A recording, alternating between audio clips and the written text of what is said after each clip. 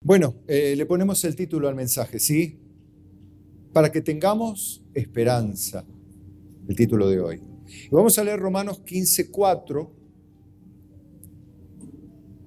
que dice así, un solo versículo, pero miren la profundidad de este versículo. Dice, porque las cosas que se escribieron antes, para nuestra enseñanza se escribieron, a fin de que por la paciencia y la consolación de las Escrituras tengamos esperanza. Amén. Obviamente se está refiriendo al Antiguo Testamento, que tiene muchísimas promesas. Por un lado, para Israel propiamente a corto y mediano plazo, y también para el pueblo de Dios, ya no Israel propiamente, sino el Israel espiritual, el Israel de Dios, la iglesia toda, donde hay judíos, griegos, donde no hay ni judío, ni griego, ni esclavo, ni libre, ni bárbaro, ni escita, ni nada, sino ni blanco, ni negro, podríamos decir, ni alto nivel social, ni bajo, ni de ninguna diferencia entre los hombres. La hay en la iglesia verdadera de Cristo. Sí, allí en esa iglesia constituye el Israel de Dios. Y bueno, las cosas que se escribieron en las Escrituras, como las que antes de la carta de Romanos también se escribieron, como las que se escribieron después, todas ellas conforman las Sagradas Escrituras, como lo sabemos, y que se escribieron para enseñarnos a nosotros, para nuestra enseñanza. Por eso es tan importante que las personas sean traspasadas continuamente, no eventualmente, ni casualmente, ni por tiempos, sino continuamente por la influencia de las Escrituras, a través de una reflexión, una lectura, una meditación, la predicación más que necesaria, el estudio sistemático. Todo ello hace que, como en la naturaleza, tanto las plantas como los animales, como nosotros los seres humanos, somos beneficiados con un montón de cosas que permiten la vida: la luz del sol, el aire, el agua, el alimento o los alimentos con sus diversos micro y macronutrientes, bueno, y demás, ¿no? Todo hace que de diferentes lados podamos desarrollarnos saludablemente o no, si carecemos de uno de estos factores de vida, ¿no? Esencialmente la palabra de Dios es espíritu y es vida. Por eso hay personas, ustedes van a ver que hay gente que llena las iglesias, pero no leen la palabra. Entonces, fíjense ustedes la carencia, pero brutal, que tienen de la vida de Dios. Tendrán vida religiosa, entretenida, alegre, mucha música. Dirán que es el Espíritu Santo que está operando y haciendo cosas, pero el Espíritu Santo no opera a través de las emociones. El Espíritu Santo opera a través de la acción que produce la palabra en la boca de un hombre, escrita, que entra a través de los ojos, lo que sea, la escritura por medio de la cual se nos enseña, y la palabra de Dios que nos transforma, nos edifica, nos sana, nos limpia, nos santifica, bueno, todas las cosas que hace la palabra de Dios. Esto es lo que dice aquí Pablo, que por un lado lo que se escribió, ya llamémosle escritura, en definitiva, han sido escritas no para que estén ahí ni para que sea un libro mágico, sino para que seamos enseñados. Ahí hay algo. Si no somos enseñados, nada vamos a aprender. Si no somos enseñados, nada va a cambiar en nuestra vida. No, pero el Espíritu Santo hace una obra invisible. No, porque somos cambiados cuando somos cambiados en nuestra manera de pensar. Dígame usted cómo es cambiado en la manera de pensar. A través de lo que escucha. Si alguien le viene, por ejemplo, vamos al lado negativo, si alguien a usted le viene, le cuenta un chisme y usted lo asume como real, usted cambia su manera de pensar para con otra persona y cambia su manera de relacionarse. Ya lo ve mal, tiene sus dudas, tiene sus reservas, y quizás es mentira, pero usted lo asumió como verdad. Usted fue cambiado en su manera de pensar por lo que escuchó, y lo que escuchó es lo que alguien opinó, mal, pero así lo hizo. Bueno, ahora del lado positivo. Usted cuando escucha buenas enseñanzas, buenos consejos, inclusive en el campo humano, escucha consejos de autoayuda, buenos consejos que tienen que ver con la conducta, con buenos hábitos, y usted los toma para sí, los practica y los incorpora a su vida cambia. Cambia su salud también. ¿Pero por qué? ¿Fue algo mágico? No, porque usted aprendió algo. Lo recibió en su mente, lo internalizó y lo puso en práctica. Esa es la acción del Espíritu Santo. Pero eso es sobrenatural. Por supuesto, porque el Espíritu Santo no le habla a los incrédulos, salvo el evangelio que es predicado para que todo el mundo lo entienda, ¿no? Pero el alimento sólido es para los que han alcanzado madurez, para los que por el uso tienen el entendimiento ejercitado en el discernimiento del bien y del mal. Evidentemente hay una acción, pero que no es mística ni tan invisible o tan imperceptible, sino tiene que ver con la escritura enseñada, como sea, o aprendida, como sea, a través de lo que leemos. Bueno, se escribieron para que seamos cambiados a través de lo que aprendemos. Fíjense que hay gente que no está aprendiendo. ¿Cuánta gente pierde palabra y palabra y palabra y ve tele todo el día, ve cositas, ve reels, ve cositas perdidas, ve algunas frasecitas, algún versículo? Todo bien, pero eso no edifica. Usted puede tomar agua, tomar sol, comerse una naranja, pero si usted no se alimenta bien, usted se va a morir, como yo también. Usted necesita el alimento sólido de manera constante y de por vida. Así también el cristiano necesita alimento sólido de manera constante y de por vida. Si no lo hace así, en algún momento se enferma y en algún momento se muere. ¿Es así o no? Bien. Bueno, todo esto dice Pablo, o sea, Dios, es para que aprendamos y con el fin de que por un lado seamos cambiados, pero por otro, como dice acá, tengamos paciencia, o sea, podamos esperar con quietud del alma, resistiendo quizá la contrariedad circunstancial que nos toque vivir, y tengamos consolación cuando vienen los tiempos duros, donde el desconsuelo reinaría en una persona, en nosotros la consolación que viene de Dios estaría por la acción, dice, de las Escrituras, para que también por ellas tengamos esperanza. ¿Sí? Esperanza. El título era para que tengamos esperanza. Leo el versículo completo ahora que lo desarrollamos. Porque las cosas que se escribieron antes para nuestra enseñanza se escribieron a fin de que por la paciencia y la consolación de las Escrituras, o sea, no es que las Escrituras tengan paciencia y consolación, sino que lo que nos enseña la Escritura produce en nosotros paciencia y trae consuelo. ¿Para qué? Para que tengamos esperanza. Bueno, entonces ahora vamos a definir bien la palabra esperanza para que sepamos a qué nos estamos refiriendo cuando decimos para que tengamos esperanza. Por allí algún cantante, bueno, con buena aptitud para el canto y la rima, dijo que el verde es el color de la esperanza. Por allí dijeron por allí. Pero bueno, no pasa de lo poético, lo respeto, pero no es la realidad de lo que es. Es solo una frase poética que solo tendrá su rima dentro de la canción. Pero en términos bíblicos, la esperanza es otra cosa. Es la virtud teologal en la Biblia que a veces expresa la simple expectación de un bien o de un mal futuro, ¿no? Pero más característicamente se identifica con la fe y la obediencia enmarcadas en una escatología netamente cristiana. ¿Qué es la escatología? Es el estudio de las cosas futuras, ¿sí? Entonces, mirando hacia el futuro, nosotros, mediante la fe y la obediencia que profesamos y practicamos, miramos con expectativa ese futuro, teniendo, ¿qué cosa?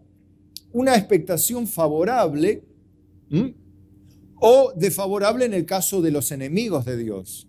Tenemos la esperanza, por ejemplo, de que haya un triste final para la injusticia o los que practican la injusticia sobre la tierra, para que ya no destruyan más ni la obra de Dios, ni al justo que ama la justicia, y que a los que se deleitan en la maldad llegue justamente el final, triste final. Tenemos la esperanza de que terminen los hombres un día de pecar. Pero fundamentalmente tenemos la esperanza de que en nosotros para siempre un día reine la justicia, como dice Dios, y haya cielos nuevos, tierra nueva, donde mora la justicia, donde no habrá más llanto, ni dolor, ni lágrimas, ni enfermedad, ni muerte. Entonces, sin lugar a dudas, es una esperanza muy profunda, ¿no? Pero Para los escritores del Antiguo Testamento, fíjense, Dios, escuchen, Dios es la esperanza de Israel.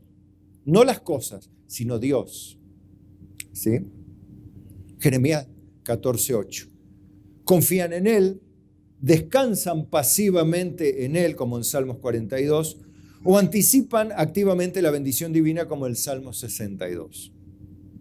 La religión del Antiguo Testamento es la de la esperanza, cuya garantía es el antiguo pacto. Ellos siempre tenían la esperanza del cumplimiento de las promesas de Dios, pero recuerden que las promesas de Dios en el antiguo pacto solo se remitían a la tierra prometida, a la prosperidad debida a la obediencia total. Cuanta más obediencia, más bendición material, ¿no? Y otra, te pondré como cabeza, no como cola, estarás solamente arriba y nunca abajo, las promesas a Israel. Y esa era también parte de la esperanza. Dios mismo era la esperanza, ¿sí? La bendición divina, y en el antiguo pacto la garantía era que el cumplimiento de esas bendiciones terrenales, que se remitían ahí, porque si usted ve que en el Antiguo Testamento, para Israel hablo, en el antiguo pacto, ¿sí? En el antiguo pacto se remite a bendiciones allí, la tierra prometida, como dije, bendiciones de la obediencia, y todo termina allí. No habla de la vida eterna, de la vida venidera, del mundo venidero, sino se remite a lo terrenal. ¿Sí? Está bien, es así, y así es el antiguo pacto, ¿no? Todo aquel que dice cumplir las palabras de esta ley vivirá por ellas. Evidentemente nadie las cumplía, por más bueno que sea, y moría indefectiblemente, como nos pasa a todos, porque en la ley está escrito: todo el alma que pecare, esa morirá, y el efecto del pecado, la paga del pecado es la muerte, ¿no? Entonces se cumple la ley del antiguo pacto, ¿no? En el nuevo pacto, Cristo es la esperanza del cristiano. Cristo es nuestra esperanza de gloria, Cristo, ¿no? Aunque en los sinópticos, en los evangelios sinópticos, no aparece una doctrina que se expresa de la esperanza. Hay constante exhortación a ella, a tener esperanza, a guardar a Dios, a guardar en Dios, en los evangelios, ¿no? Pablo presenta la esperanza con una expectación confiada, en el caso de él, en sus cartas, ¿no? Y paciente de lo que no se ve.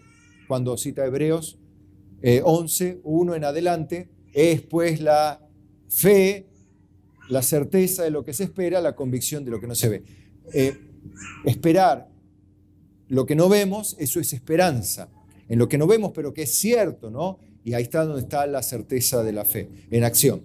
Bueno, la esperanza del cristiano tiene por objeto poseer los bienes del reino de Dios que, al igual que en el reino de Dios, son presentes y futuros, como dice Romanos 8, Romanos 24, 2 Corintios 4, Efesios 2 y 1 Tesalonicenses 4. Juan también afirma que la vida eterna es una posesión presente, pero se perfecciona en el futuro. En Juan capítulo 5 habla de que somos salvos, ¿no? Bueno, pero también tenemos una vida eterna por heredar.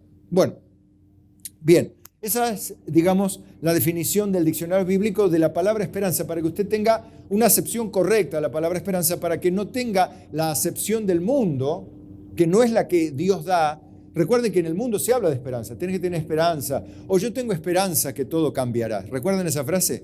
Yo tengo fe que todo cambiará. Hay que tener esperanza, ¿sí? Y bueno, en nuestro país podríamos seguir de generación en generación, y en el mundo todo, podríamos decir hay que tener esperanza, y la gente se murió teniendo esperanza y no recibió nada. Y eso es lo triste, que tuvo esperanza y fue engañada y confió, pero se murió teniendo esperanza que no era verdad.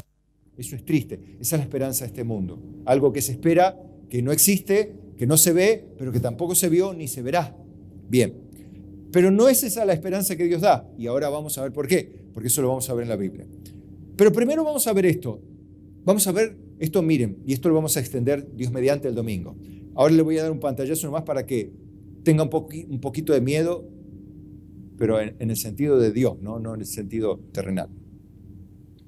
La terrible advertencia a aquellos que no han dado paso hacia la salvación a pesar de vivir un cristianismo práctico. Hebreos 6:4, miren, dice, porque es imposible, no es probable, diga conmigo, es imposible. Imposible. Imposible que los que fueron una vez iluminados y gustaron del don celestial y fueron hechos partícipes del Espíritu Santo y asimismo gustaron de la buena palabra de Dios y de los poderes del siglo venidero y recayeron, sean otra vez renovados para arrepentimiento, crucificando de nuevo para sí mismos el Hijo de Dios y exponiéndole a vituperio. Es imposible que la gente que tuvo toda esta experiencia cristiana, ¿qué cosa? Ser iluminado, gustar de las virtudes de Dios, partícipes de las acciones y las obras del Espíritu Santo, que evidentemente cambia vidas, produce un ambiente muy saludable, inclusive acciones como milagros que pueda llegar a ser Dios en medio de la congregación, a nivel carácter, a nivel social, a nivel cultural, a nivel económico, a nivel físico o de la salud. No me cabe ninguna duda. Y de los poderes del siglo venidero, todas aquellas cosas que inclusive han sido manifestaciones de Dios, que todo está en comunicación, no es todo cosas que están en compartimentos estancos, ¿no? Como los poderes del siglo venidero, los dones de Dios para su pueblo, la buena palabra de Dios. No es eso que está una cosa desconectada de la otra. Es todo de la manifestación en sus diversas maneras de Dios en medio de su iglesia, en medio de su pueblo, ¿no?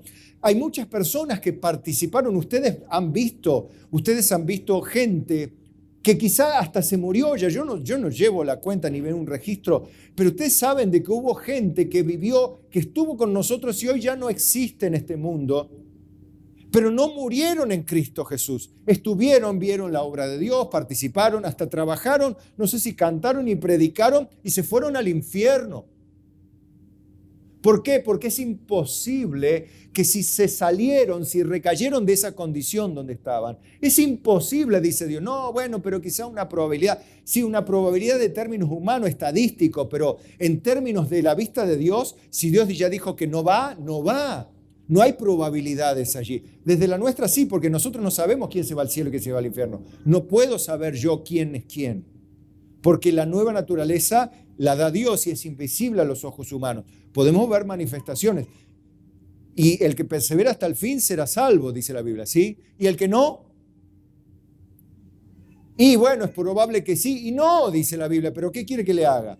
No puedo torcer la palabra de Dios para que encaje en nuestras perspectivas o temores. Necesitamos ser más diligentes en entender que no se puede jugar con Dios, mis amados. No podemos jugar a la religión y decir, bueno, estuvimos un poquito, a mí me gustó esto de cantar, de servir a Dios, pero bueno, ahora después se fue al mundo, le gustó otra cosa. No tuerza la palabra de Dios, la interpretación. Dios dice que es imposible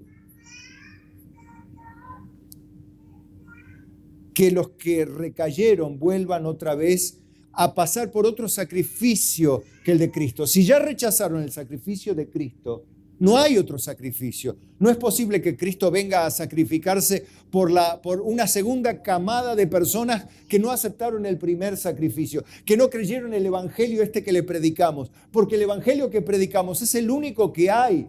La puerta es una, la que va al cielo, es Cristo, su evangelio y su palabra. No hay otro evangelio, no hay otra salvación.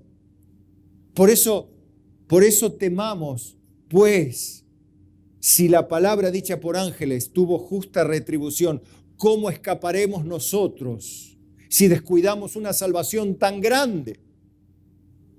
¿Cómo escaparemos si nadie se escapó en el desierto de la ira de Dios? ¿Cómo nosotros, siendo mayormente iluminados ahora, teniendo el Espíritu Santo que habita en los creyentes, moviéndose en medio del pueblo, una revelación completa de la Biblia, de la Biblia, la revelación completa de Dios, de su reino y de todo lo necesario para vivir piadosamente? ¿Cómo ahora, con la revelación completa, vamos nosotros a pensar que se puede escapar del juicio divino? ¿Cómo pensamos? ¿Por qué disminuimos la severidad con que la Biblia nos llama a la atención para que tomemos las medidas del caso. La Biblia lo ejemplifica en el verso 7. Miren, porque la tierra toma un ejemplo, una ilustración. Porque la tierra que bebe la lluvia, que muchas veces cae sobre ella y produce hierba provechosa a aquellos por los cuales es labrada, evidentemente que recibe la bendición de Dios, ¿no? Pero la tierra, recuerden que el sembrador salió a sembrar. ¿Y cuál produjo fruto al 30, 60 o a 100 a 1? La que cayó en buena tierra. Pero la que produce espinos, la mala tierra, ¿no? La que produce espinos y abrojos, es reprobada, está próxima a ser maldecida y su fin es ser quemada. Obviamente, claramente, la muestra de que las personas que recayeron, que no formaron parte de ese cuarto grupo donde dice que las personas que con corazón bueno y recto retienen la palabra oída y dan fruto con perseverancia, estos son los que fueron sembrados en buena tierra. Ahora, aquí vemos que la tierra que es maldecida y está próxima a ser quemada es la que no produce el fruto, ni siquiera circunstancialmente, sino produce solo espinos y abrojos. O sea, no produce el fruto comestible, el fruto por lo cual se labra la tierra. Yo planto en la tierra para que salga algo que pueda comer, pero si lo único que me produce es espinos, cardos, yuyos, no sirve para nada, sino la maldigo y la quemo porque no sirve para nada. ¿Verdad? Bien, es una manera de representar la triste condición de personas que un día inclusive, como la parábola del sembrador, que todos desde el primer grupo que oyó, pero el diablo enseguida quitó la palabra. El segundo, que oyeron con alegría, pero luego la persecución vino y abandonaron. Y el tercer grupo, que es la que recibe también con gozo la palabra, persevera un tiempo, bueno, como el anterior, ¿no? Pero luego las preocupaciones o el engaño de las riquezas u otras cosas ahogan la palabra y la hacen infructuosa. O sea que otra vez, al no tener fruto, que produce espinos y cardos, pero estuvo ahí y recibió la palabra, claro, los poderes del siglo venidero, la buena palabra de Dios, fueron partícipes del Espíritu Santo, ¿sí? Estuvieron allí, estuvieron en el ámbito donde la palabra de Dios y la bendición de Dios viene, pero fueron y llegaron a la puerta de ser convencidos de la necesidad del arrepentimiento, pero estando ahí en la puerta del arrepentimiento recayeron, se volvieron atrás y no se arrepintieron. Ojalá se hubiesen arrepentido, porque si se hubiesen arrepentido, hubiesen sido regenerados y hubiesen sido convertidos en buena tierra, y pasaría lo que el verso 9 luego dice: si se hubiesen arrepentido cuando tuvieron la oportunidad de hacerlo. Pero en cuanto a vosotros, oh amados, estamos persuadidos de cosas mejores y que pertenecen a la salvación, aunque hablamos así. Aunque somos tan severos, dice Pablo, y aunque somos tan explícitos y tan claros, ¿dónde va a ir a parar la persona que se niega a arrepentirse habiendo disfrutado de los beneficios de la obra de Dios y se niega a arrepentirse? Obviamente, lo único que queda es ser maldecida y ser quemada, como la tierra. Pero estamos persuadidos, convencidos de cosas mejores y que pertenecen a la salvación, aunque hablamos así. Aunque somos tan severos, hay personas que no, efectivamente, procedieron al arrepentimiento, o sea que dan fruto al 30, 60 o 100 a 1, pero producen fruto, no mucho, algunos bien o más y otros muy bien. La ideal sería que todos seamos de los que producimos fruto al 100%. Entonces podríamos decir: Señor, yo quiero ser de aquellos que mi vida toda te glorifica, que todo lo que hay en mi vida alabe tu nombre, que todo lo que hago, lo que pienso, más allá de nuestros pecados, ¿no? Porque no puedo ser inmaculado, impecable, impoluto, totalmente sin ninguna falta. No puedo, ni usted, ni nadie. Pero sí podemos evidentemente dar mucho fruto y que nuestro fruto permanezca, porque Cristo dice, nos ha puesto para que vayamos y demos mucho fruto y nuestro fruto permanezca. Y le habla a gente, mire a qué gente le habla, a los que pertenecen a la salvación, dice el verso 10. Y aquí viene la esperanza para los que pertenecen a la salvación. Escuchen, porque esto es lindo.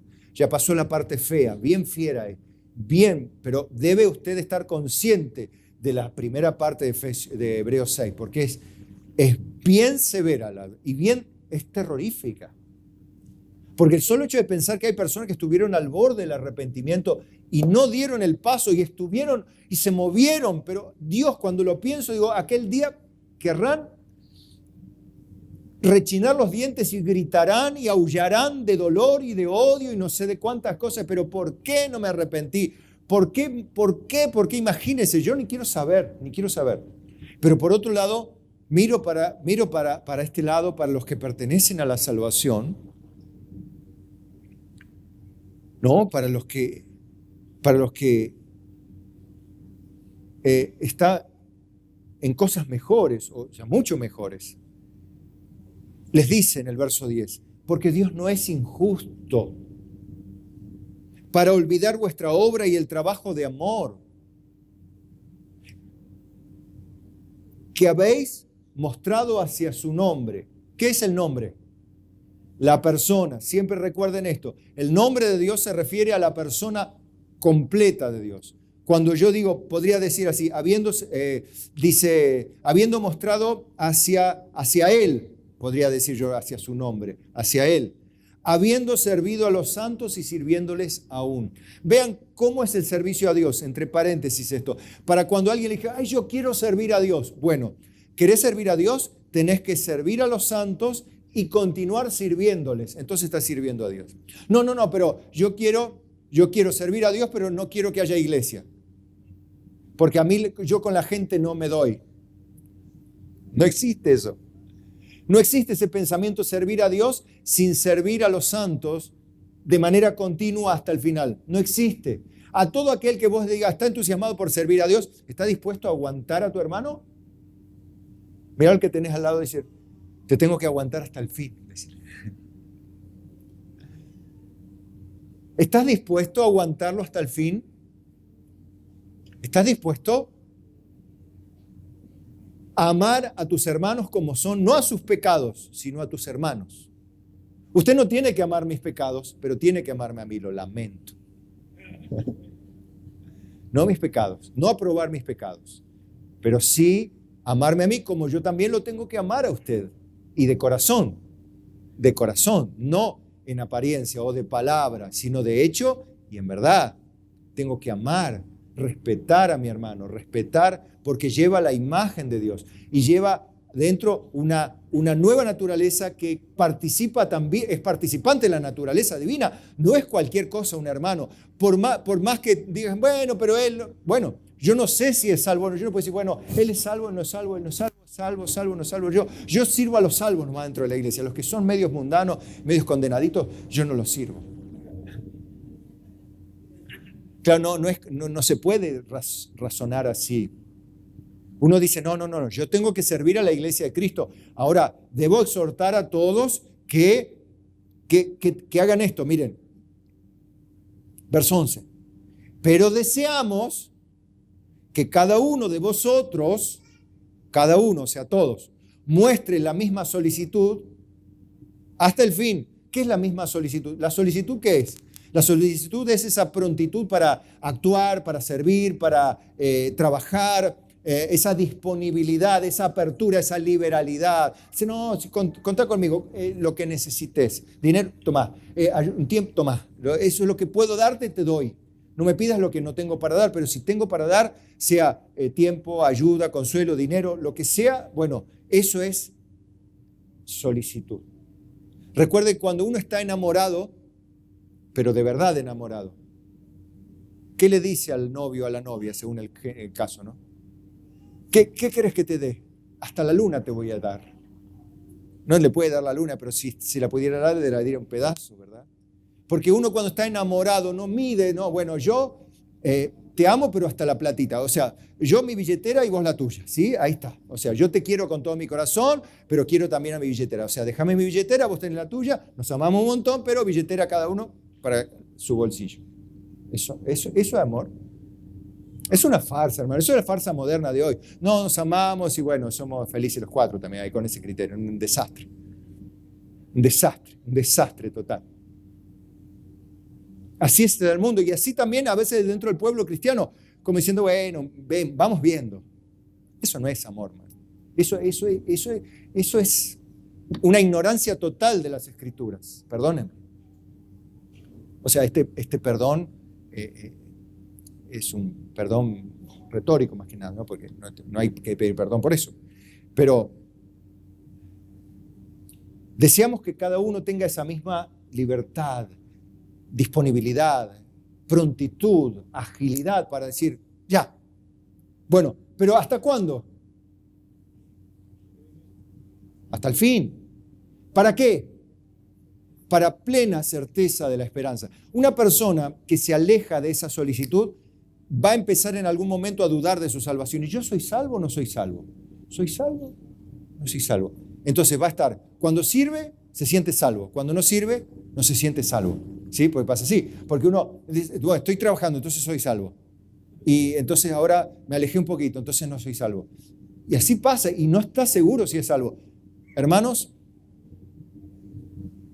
la solicitud del principio hasta el fin debe ser una evidencia, no una evidencia para afuera, no para vos, porque para vos están las Escrituras que te enseñan, te confirman tu salvación y no solamente una sensación, sino las Escrituras te tienen que describir como una persona salva o como una persona perdida. No puede decirte el pastor Carlos, dice, bueno, vos Nati sos salva, quédate tranquila, viví tu vida, serví a Cristo porque sos salva. Yo no puedo decirle eso. Estaría pecando contra Dios porque no tengo la autoridad de decirle si es salva o no. Le puedo decir que si ha pasado por el arrepentimiento genuino, ha venido a Cristo, ha limpiado sus pecados en la sangre de Cristo y Cristo ha regenerado su alma y el fruto es evidencia natural, espontáneo de lo que viene saliendo adentro y va creciendo conforme avanza el tiempo, entonces le puedo decir, bueno, si es así, entonces la palabra dice que sos salva.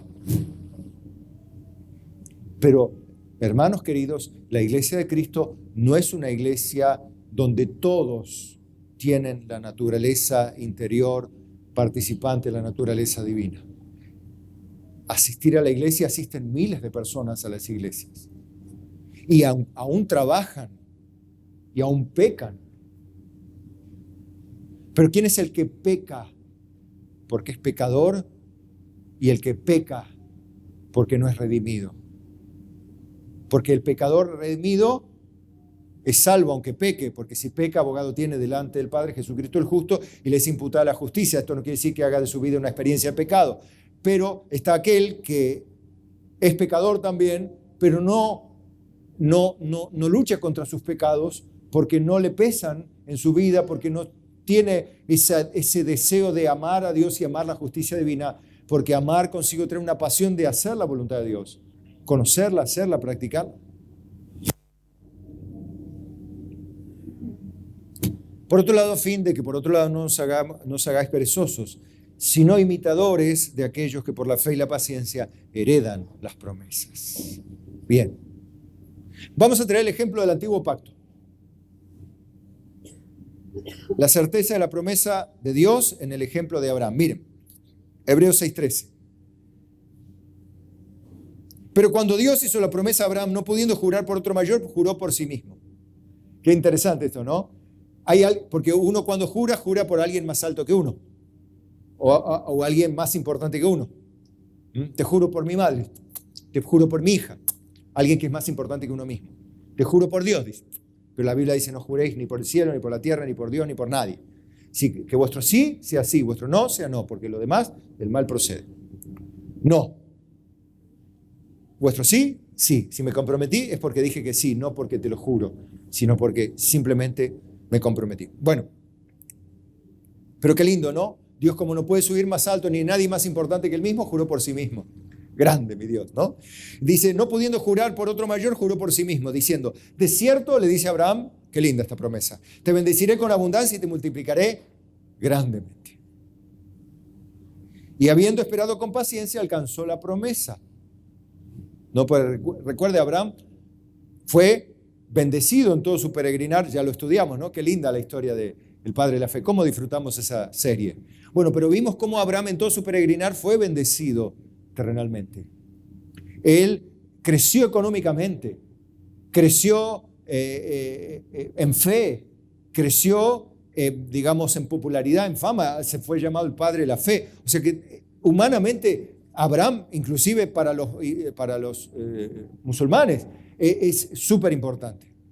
Para toda la religión islámica, Abraham es lo más grande que hay. Y también lo es para los judíos. Abraham tiene un renombre muy grande en la tierra, ¿no? Pero también hay una promesa que en él serían benditas todas las familias de la tierra. Hablando de la promesa de la simiente de Abraham, que sería Cristo mismo, ¿no? Pero ¿qué alcanzó mientras esperó con paciencia? ¿Recibió la tierra prometida Abraham? No, porque la tierra, él habitó en tierra extranjera, como el extranjero en tierra ajena. ¿Pero qué promesas recibió Abraham? Y bueno, la de ser un pueblo grande, la de tener una buena vejez, la de tener prosperidad económica. Dios lo bendijo y lo multiplicó en abundancia. De hecho, bueno, él vio la descendencia, ¿no? A Abraham, a Isaac, él vio a Isaac y a Jacob seguramente, y cuánta gente vio, ¿no? Porque de ahí serían multiplicados y serían muchísimos. Qué lindo, ¿no? Y se cumplió la promesa, pero porque los hombres ciertamente dicen juran por otro mayor que ellos, y para ellos el fin de toda controversia es el juramento para confirmación. Por lo cual, queriendo Dios mostrar más abundantemente para con los herederos de la promesa la inmutabilidad de su consejo, interpuso juramento, para que por dos cosas inmutables. ¿Qué son dos cosas inmutables? ¿Cuáles son las dos cosas inmutables? La inmutabilidad de su consejo, valga la redundancia, y el juramento. Dos cosas que Dios no puede quebrantar. Dios no puede dejar de ser inmutable. ¿Dios cambia? Él dijo, porque yo no cambio, no habéis sido consumidos, porque Él es inmutable. No cambia. Es redundante el concepto, pero Él es inmutable que mute. No, que no mute, es inmutable. No cambia. Y lo otro, que tampoco puede ser quebrantado. Si Dios jura, no puede quebrantar su juramento. ¿Por qué? Porque Él es Dios. Son dos cosas inmutables por las cuales... ¿Para qué? Es imposible que Dios mienta, es imposible que Dios diga otra cosa que la realidad. Su inmutabilidad no cambia y su juramento no se quiebra. Dos cosas. Y por medio de esas dos cosas tengamos fortísimo consuelo los que hemos acudido a asirnos de la esperanza puesta delante de nosotros, la cual tenemos como segura y firme ancla del alma. ¿Dónde está ese ancla? Y penetra hasta dentro del velo donde Jesús entró por nosotros como precursor. ¿Pero a qué lugar se está refiriendo? Al lugar santísimo. ¿Pero qué lugar santísimo?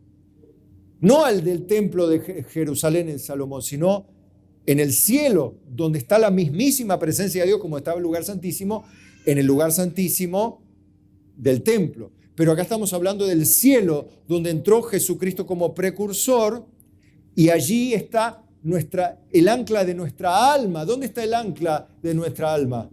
En el tercer cielo. Qué buena esta ilustración. ¿El barco dónde va si tiene el ancla en el fondo? A ningún lado. ¿Y dónde va tu alma que no sea el cielo, si el ancla está en el tercer cielo, en la mismísima presencia de Dios? ¿Dónde va a ir tu alma si está anclada ahí? A ningún lado. Si no a la presencia de Dios, se va a quedar ahí. Por eso dice que tenemos como segura y firme ancla del alma. ¡Qué lindo! ¿Cuántos tienen ese ancla?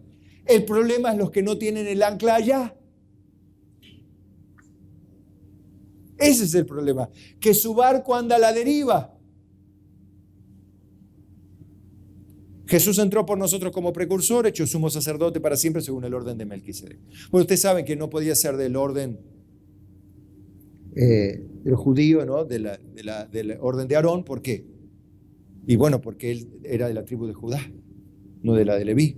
el rey, pero tiene que ser sacerdote. Él es las dos cosas, rey y sacerdote. Entonces, por un lado es rey, por otro, el orden de Melquisedec es sacerdote también. Bueno, ahora vamos a la esperanza del nuevo pacto. Miren, para que usted vea la esperanza nuestra, si es una esperanza superior a la del antiguo pacto. Porque generalmente los cristianos mezclan los pactos por no entender, por no discernir esto, y mezclan la esperanza del primero y las promesas del primero con la promesa y la esperanza del nuevo pacto. Miren, lean conmigo, Hebreos 8:6. Pero ahora, tanto mejor ministerio es el suyo, el del sacerdocio está hablando, ¿no? Cuanto es mediador de un mejor pacto, digan conmigo, mejor pacto, establecido sobre mejores promesas. Digo conmigo, mejores promesas. Hay promesas mejores que ser famoso, tener reputación, tener una linda familia, tener una grande descendencia, tener hijos, nietos, bisnietos, tataranietos, y que todos disfrutemos lindo y morir de viejo lleno de años como Job. ¿No es lindo? Disfrutar la vida, disfrutarla, está bien, está bueno eso.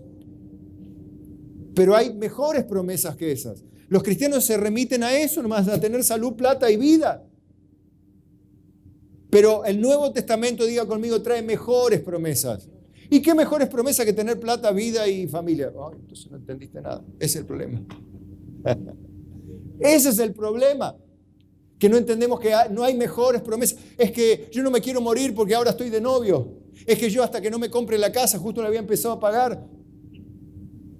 No entendiste nada todavía.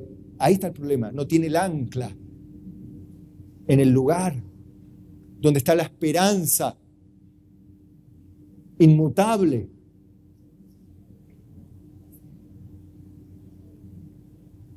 Dice el verso 7, porque si aquel primero hubiera sido sin defecto, no es que Dios hace las cosas defectuosas, quiere en el sentido que es incompleto, en ese sentido, así lo hizo Dios a propósito. ¿Para qué? Para que sea figura nomás, ¿no? Ciertamente no se hubiera procurado lugar para el segundo, si ya estaba completo el primer pacto, ya está, ¿para qué Dios iba a hacer? Pero Dios lo hizo incompleto para que sea figura de lo porvenir.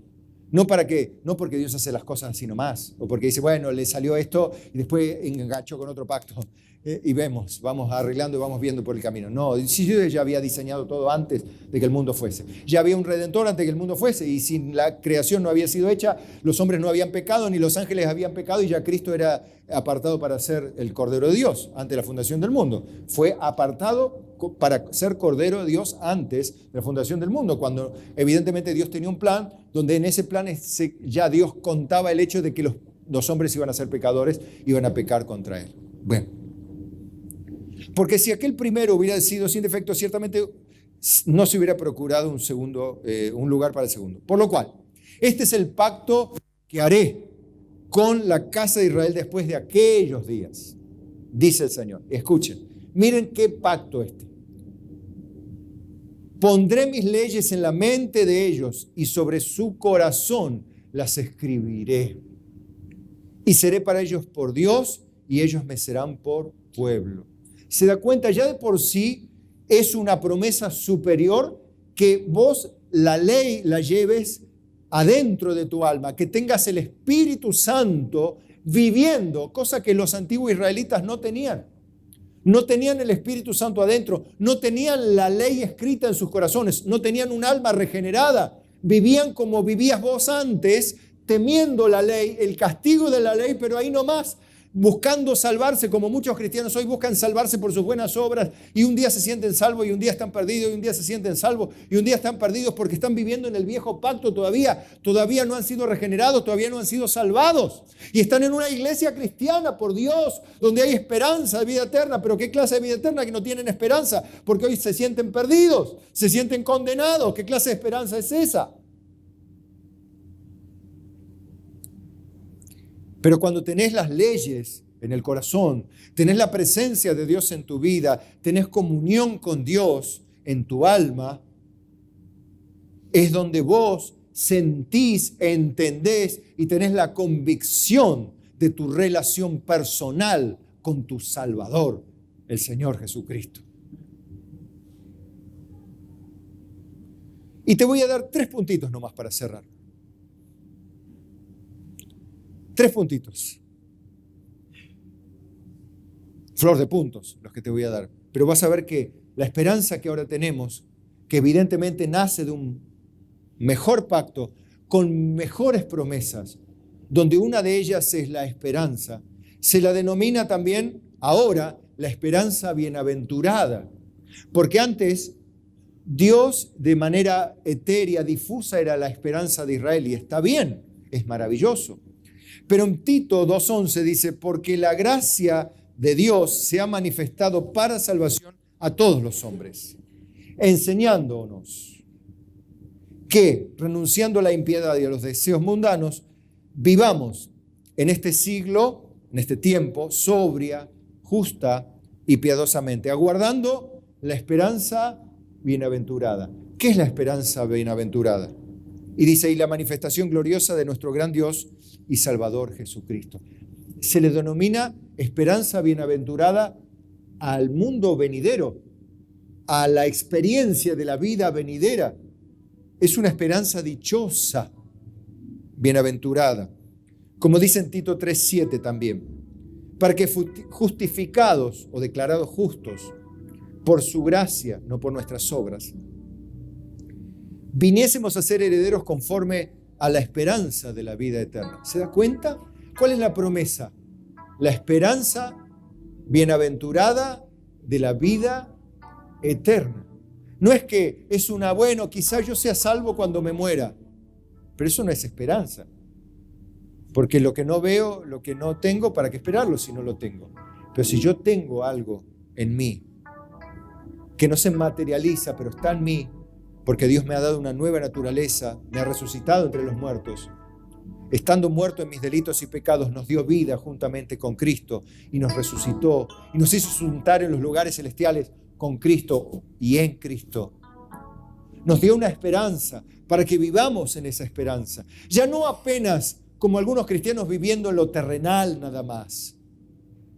Y no está mal que uno quiera vivir bien, pero es muy poca cosa remitirse a lo terrenal. O sea, aquel que solo piensa en lo terrenal no está entendiendo lo que significa tener la esperanza bienaventurada. No lo está entendiendo porque no tiene la bienaventurada esperanza.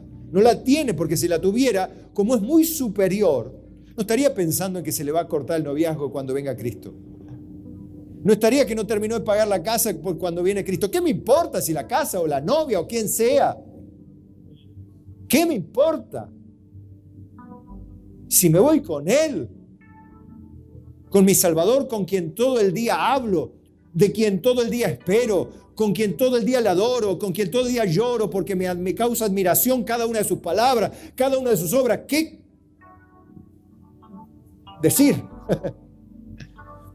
Por Dios. Palabra fiel es esta. Y en estas cosas quiero que insistas con firmeza. Como ahora, ¿vieron? Con firmeza. No estamos hablando con palabritas sueltas, sino con firmeza.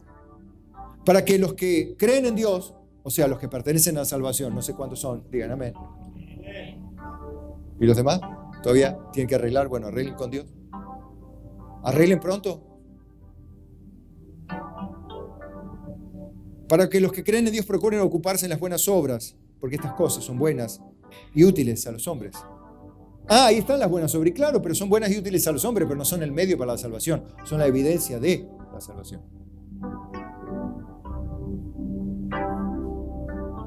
Una de las esperanzas más tremendas, que iba un poco en concordancia con la primera, pero la esperanza de poder encontrarnos frente a la santidad de Dios. En el Antiguo Testamento decía,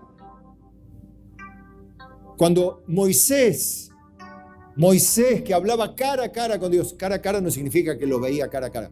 ¿Por qué? Porque en un momento Moisés le dice, Señor, muéstrame tu rostro. Y el Señor no dice, no, Moisés. No, porque nadie que vea mi rostro vivirá. Vas a ser fulminado. Y era Moisés. Pero así todo Moisés iba a ser fulminado por la santidad de Dios. Solamente le dejó ver el destello de su gloria al final cuando él terminó de pasar. Solo eso, Moisés, te voy a mostrar. Entonces, eso era el viejo pacto. Y nada más le podemos ver el despedirse de Dios, sí. Ya con todo es una gloria tan tremenda que el rostro de Moisés resplandecía por haber visto el destello de la cola de la gloria de Dios, por decirlo así, por decirlo de alguna manera. Y era tan poco de Dios, por decir algo, porque lo de Dios es infinito, pero se le pegó a Moisés en la cara y la gente decía, no podían mirar el reflejo de la gloria, de la cola, de la estela, de la gloria de Dios que estaba en la cara de Moisés. ¡Qué tremendo! Y la gente decía, Moisés, ponete algo porque no te podemos ver, nos asusta, nos da temor. Escuche, y eso en el antiguo pacto. ¡Oh, qué tremendo! Hebreos 10:21. Y si teniendo un gran sumo sacerdote sobre la casa de Dios. Mire ahora la diferencia. Acerquémonos con corazón sincero, en plena certidumbre de fe, purificados los corazones de mala conciencia y lavados los cuerpos con agua pura. Acerquémonos, ¿a dónde? Al trono de la gracia, a la presencia del mismísimo Dios de triple santidad. ¿Vio? Porque no hay ningún otro atributo de Dios que se nombre 3 veces en la Biblia, sino santo, santo, santo. Vos podés estar ante la misericordia de Dios, pero sin un alma regenerada no podés estar delante de la santidad de Dios, pues la misericordia de Dios no te consume, pero la santidad de Dios sí. Por eso cuando Cristo, fíjense, cuando Cristo en su humanidad, Él se despojó de su gloria, ¿verdad? Él era Dios, sí, fue Dios del principio a fin. Él no dejó de ser Dios, se despojó de su gloria.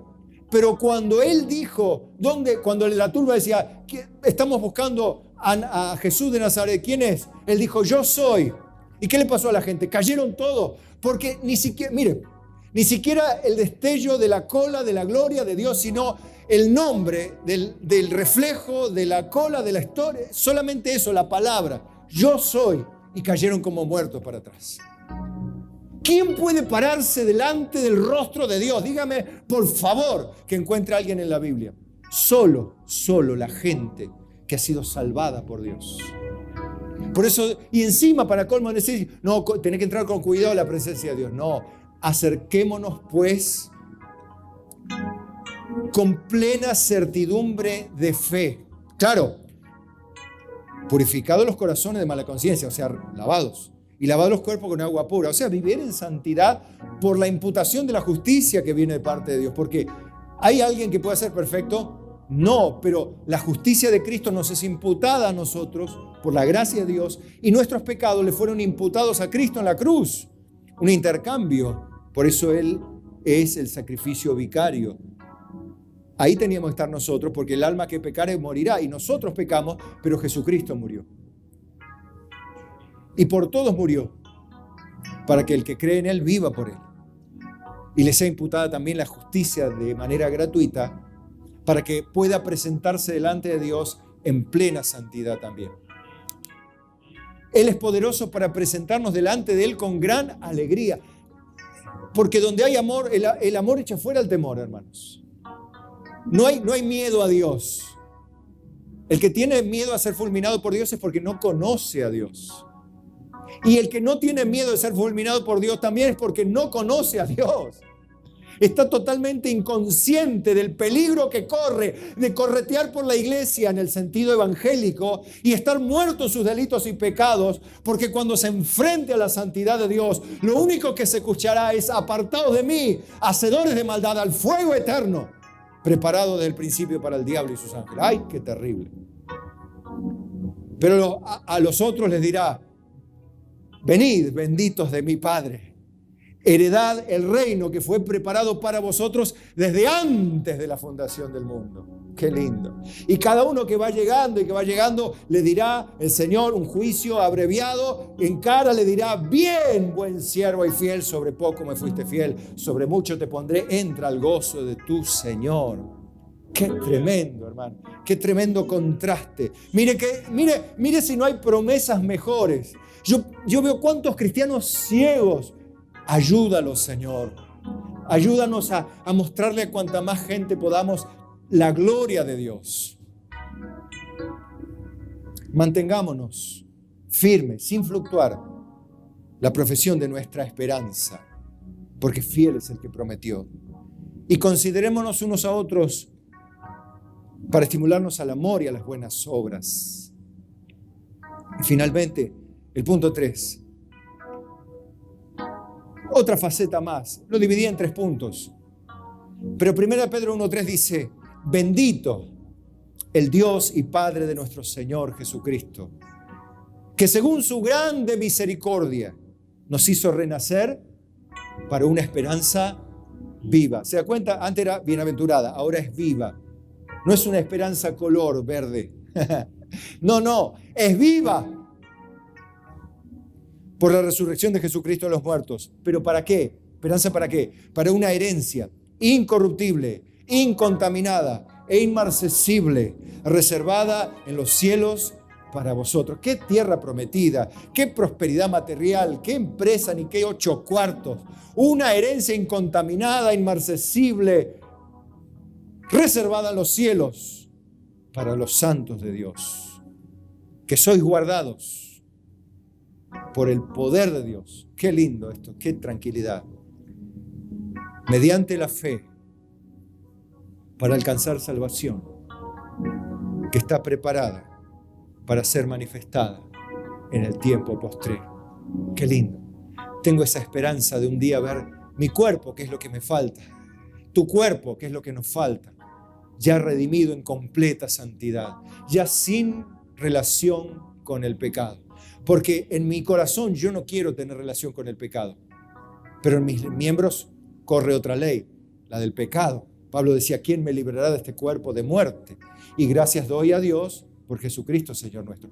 Pero este cuerpo de muerte todavía ama el pecado, está tentado por el pecado, pero en mi corazón se deleita en la ley de Dios. Entonces, yo soy guardado y vos sos guardado mediante la fe por el poder de Dios. O sea, a través de tu fe, que el poder de Dios te da para alcanzar salvación, que un día se manifestará pública y visiblemente delante de todos los hombres. Y un día, de alguna manera, el Señor presentará a su iglesia, a la novia, que se presentará de él como vestida de lino fino, limpio, resplandeciente, sin mancha, ni arruga, ni cosa semejante. Será en completa santidad y nosotros estaremos con un cuerpo santo y le veremos a Él tal como Él es, completamente Dios. Amén. Aleluya. Qué bueno. Alabe a Dios. Oramos. Señor, gracias por esta esperanza. Para que tengamos esperanza, ayúdanos a guardar tus palabras. Libéranos de la ignorancia, de la duda, del temor, de los prejuicios, de la obra de los demonios. Líbranos de toda falsa doctrina, mentira que quiera desestabilizar la genuina fe que proviene de tu palabra y nada más que tu palabra. Bendita tu palabra, Señor. Gracias por ella. Bendice a muchas más personas que la reciben hoy, que la atesoran en sus corazones, para que todo sea para tu gloria, en el nombre de Jesucristo, y los que le amamos decimos amén.